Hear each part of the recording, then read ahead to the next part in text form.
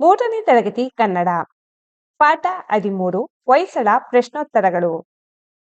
ಮಕ್ಕಳೇ, ಅಭ್ಯಾಸದ ಕೆಲವು ಪ್ರಶ್ನೋತ್ತರಗಳನ್ನು ಗಮನಿಸೋಣ. ಮುಖ್ಯ ಪ್ರಶ್ನೆ 1. ಒಂದು ವಾಕ್ಯದಲ್ಲಿ ಉತ್ತರಿಸು. ಪ್ರಶ್ನೆ 1. ಬೇಲೂರಿನಲ್ಲಿರುವ ದೇವಾಲಯ ಯಾವುದು? ಉತ್ತರ: ಬೇಲೂರಿನಲ್ಲಿರುವ ದೇವಾಲಯ ಚೆನ್ನಕೇಶವ ದೇವಾಲಯ. ಪ್ರಶ್ನೆ 2. ಅಂಗಡಿ ಎಂಬ ಹಳ್ಳಿ ಎಲ್ಲಿದೆ? ಉತ್ತರ: ಅಂಗಡಿ ಎಂಬ ಹಳ್ಳಿ ಮೂಡಿಗೆರೆ ತಾಲೂಕಿನಲ್ಲಿದೆ. ಪ್ರಶ್ನೆ 3. ಹುಲಿಯ ಬಾಯಿಗೆ ಸಲಾಕೆಯಿಂದ ತಿವಿದ ಬಾಲಕ ಯಾರು? ಉತ್ತರ: ಹುಲಿಯ ಬಾಯಿಗೆ ಸಲಾಕೆಯಿಂದ ತಿವಿದ ಬಾಲಕ ಸಳ. ಪ್ರಶ್ನೆ 4. ಹೊಯ್ಸಳ ಲಾಂಛನವು ಯಾವ ಘಟನೆಯನ್ನು ತಿಳಿಸುತ್ತದೆ?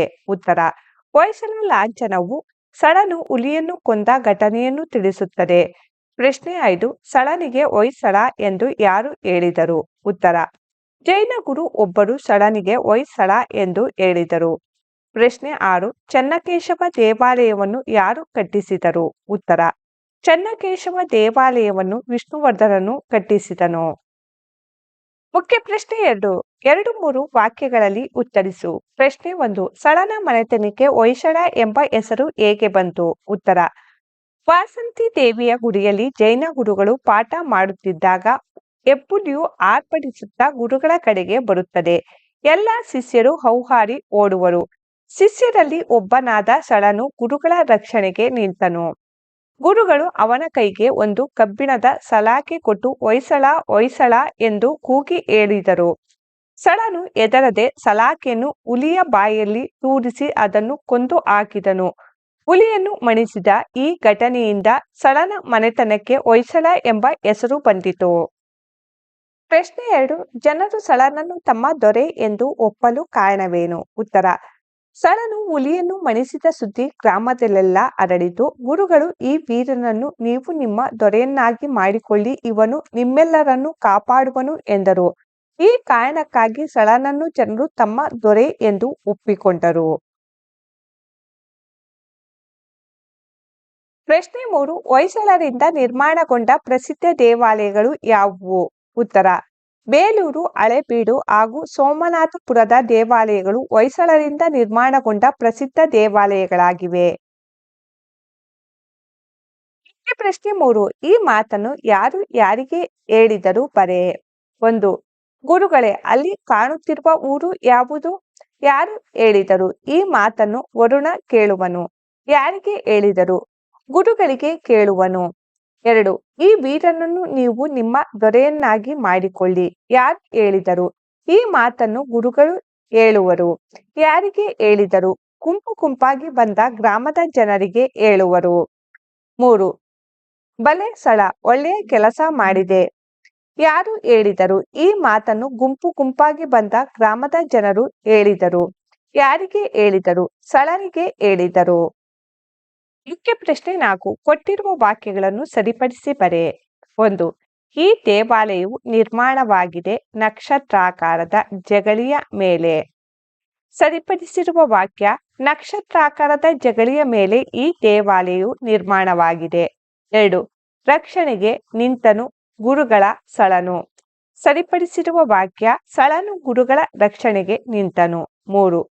ಹುಲಿಯನ್ನು ಕೊಂದ ಸುದ್ದಿ ಸಳನು ಹರಡಿತು ಗ್ರಾಮದಲ್ಲೆಲ್ಲ. ಸರಿಪಡಿಸಿರುವ ವಾಕ್ಯ: ಸಳನು ಹುಲಿಯನ್ನು ಕೊಂದ ಸುದ್ದಿ ಗ್ರಾಮದಲ್ಲೆಲ್ಲ ಹರಡಿತು. ಮುಖ್ಯ ಪ್ರಶ್ನೆ 5. ಈ ವಾಕ್ಯಗಳು ಸರಿ ಇದ್ದರೆ ಸರಿ ಎಂದು, ತಪ್ಪು ಇದ್ದರೆ ತಪ್ಪು ಎಂದು ಗುರುತಿಸಿ. 1. ಸಳನು ಹುಲಿಯನ್ನು ಕಂಡು ಹೆದರಿದನು. ಈ ವಾಕ್ಯ ತಪ್ಪಾಗಿದೆ.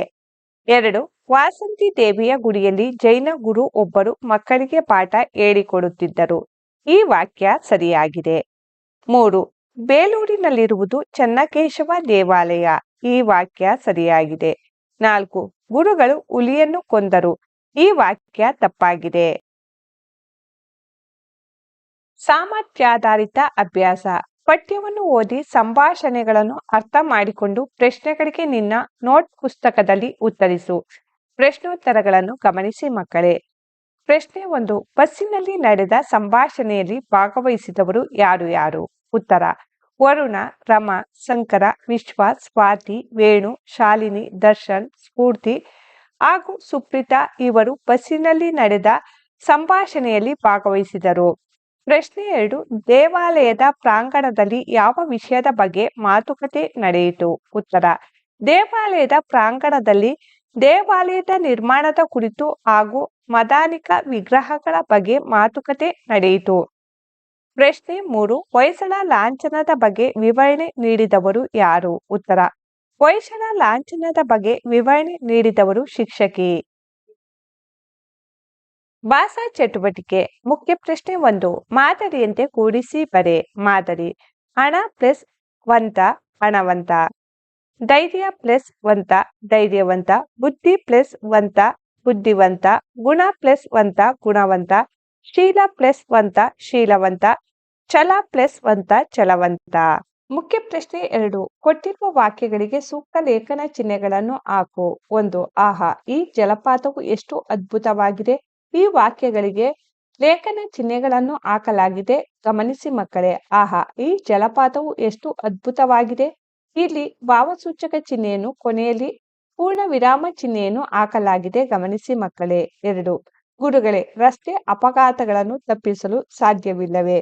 ಇದು ಒಬ್ಬರನ್ನು ಪ್ರಶ್ನಿಸುವ ಮಾತಾಗಿರುವುದರಿಂದ ಇಲ್ಲಿ ಉದ್ಧರಣ ಚಿಹ್ನೆ ಹಾಗೂ ಅಲ್ಪ ವಿರಾಮ ಚಿಹ್ನೆ ಕೊನೆಯಲ್ಲಿ ಪ್ರಶ್ನಾರ್ಥಕ ಚಿಹ್ನೆಯನ್ನು ಹಾಕಲಾಗಿದೆ. ಗಮನಿಸಿ ಮಕ್ಕಳೇ. ಗುರುಗಳೇ, ರಸ್ತೆ ಅಪಘಾತಗಳನ್ನು ತಪ್ಪಿಸಲು ಸಾಧ್ಯವಿಲ್ಲವೇ? 3. ಮಾವಿನ ತೋಪಿಗೆ ರಂಗ, ರವಿ, ರಾಜು ಹಾಗೂ ರಾಮು ಹೋದರು. ಮಾವಿನ ತೋಪಿಗೆ ರಂಗ, ರವಿ, ರಾಜು ಹಾಗೂ ರಾಮು ಹೋದರು. ಇಲ್ಲಿ ಅಲ್ಪ ವಿರಾಮ ಚಿಹ್ನೆ, ಇಲ್ಲಿ ಅಲ್ಪ ವಿರಾಮ ಚಿಹ್ನೆ ಕೊನೆಯಲ್ಲಿ ಪೂರ್ಣ ವಿರಾಮ ಚಿಹ್ನೆಯನ್ನು ಹಾಕಲಾಗಿದೆ. ಗಮನಿಸಿ ಮಕ್ಕಳೇ. ಮಕ್ಕಳೇ, ಹೊಯ್ಸಳ ಪಾಠದ ಕೆಲವು ಪದಗಳ ಅರ್ಥಗಳನ್ನು ಗಮನಿಸೋಣ.